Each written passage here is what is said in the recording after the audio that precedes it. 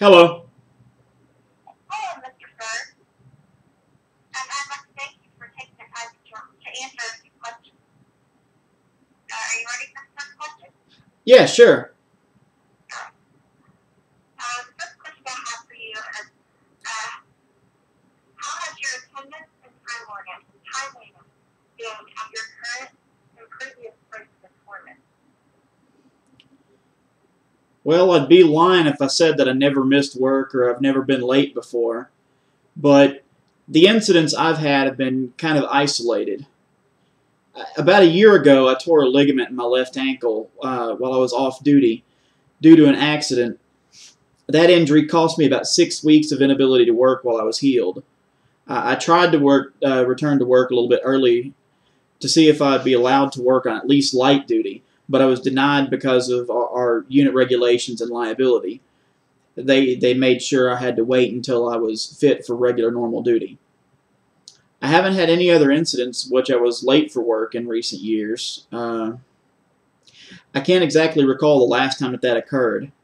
I have had to take a few sick days, I think 4, over the past couple of years, though. Each year I've contracted some kind of illness. 2 years ago it was strep throat. Last year it was flu. Both times I was checked out by medical services and ordered to bed rest and heavy medication. But other than that, I really haven't had any issues with attendance or timeliness. Okay. All right. Next question. What is your greatest professional weakness? I would say that my greatest weakness is being dependent on rationality and logic to adjust to anything that comes up. I often end up trying to find the most defensible and reasonable action I can think of, and a lot of times it sometimes tends to put people off a little bit, that it can be construed as a little bit cold. But I personally find that as long as I keep toward that core,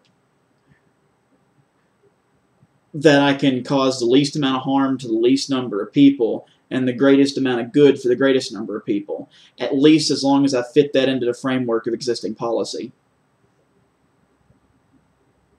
Okay.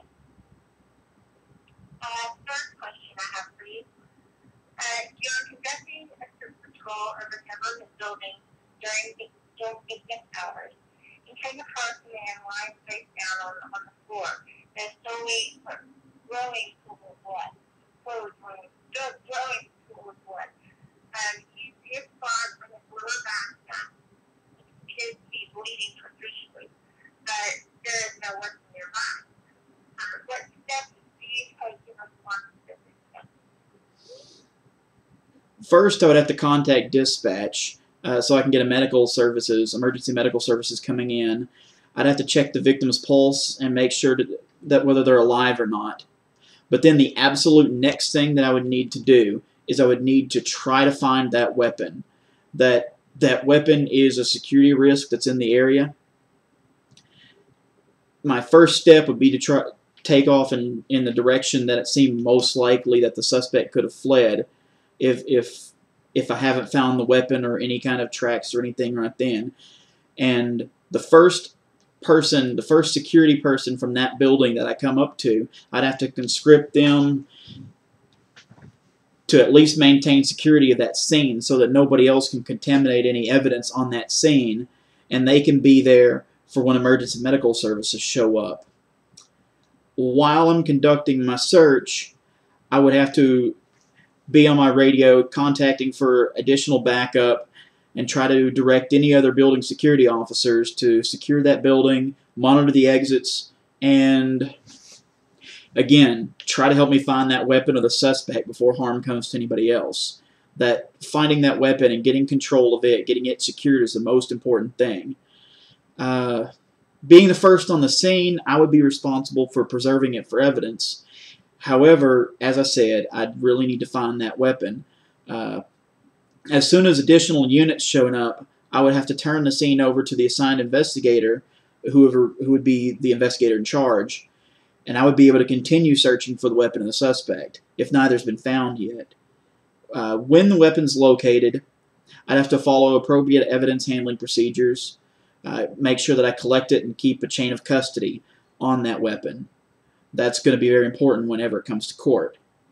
When the suspect is found, I would attempt to subdue or arrest him or her until they could be transported back to the station, back to central processing. At that point, I would have to go back to the officer in charge. Most likely, I would be tasked with questioning potential witnesses, compiling field notes, looking around for extra evidence, providing site security. Once I'm released from the scene, after everything has been done and the scene's been cleared, I would have to start documenting my incident reports and logs. Everything after that point would be determined by my supervisor. Okay, very good. Alright, here's another question. You learned that your supervisor is having an affair with local media personalities and is feeding him her confidential information from assigned secure facilities that your unit is assigned to protect. You have valid evidence against the couple. You also happen to send the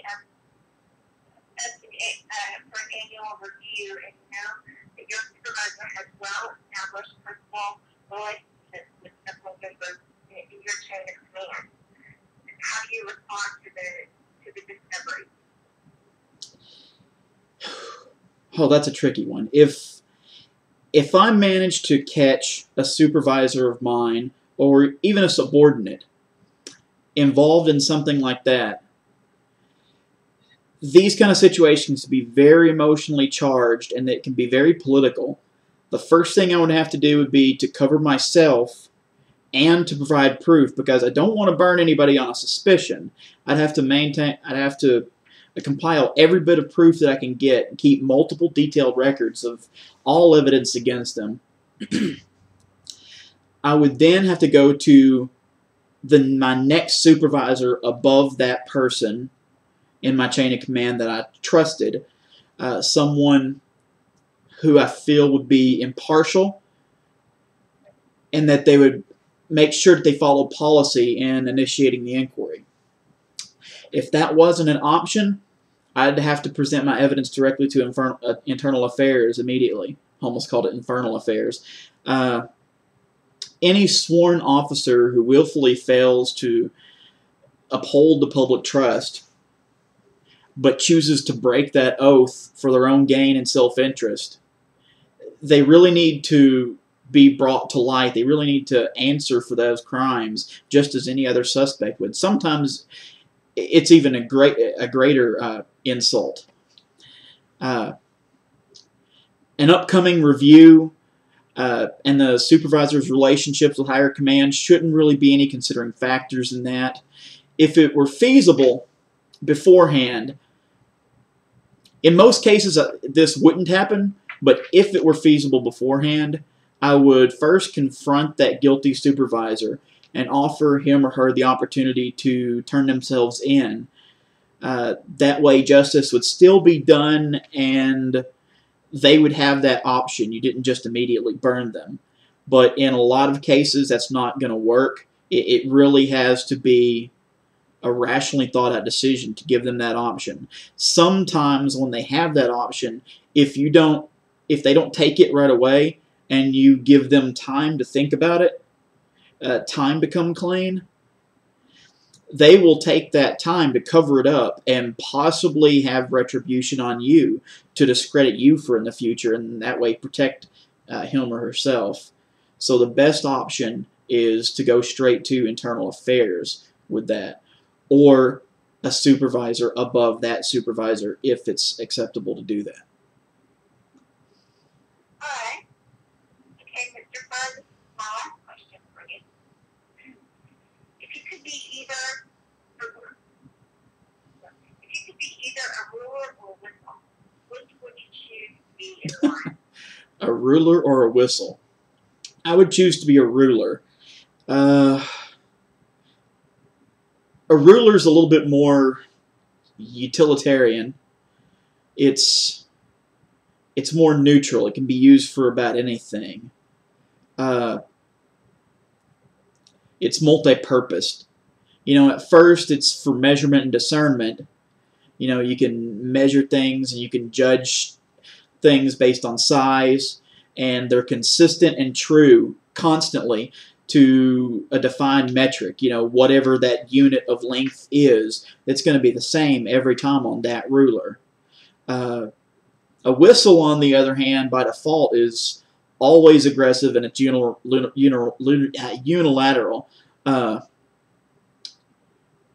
When you use a whistle, it quickly goes from serene to just screeching. It can instantly raise alarm to a very heightened state, and there's no levels of advancement. With the ruler, if you need an inch, you get an inch. You don't have to use the whole foot. It can bend. It can fill a multitude of purposes. You can also use it can be used as a miniature bridge connecting two opposite positions together. It can change just as easily and be a swift weapon. Anybody that's been to any kind of Catholic school knows that it can be used as a quick weapon capable of exacting deliberate and precise discipline to an intended target. All right. Well, I believe that's all I have for you today.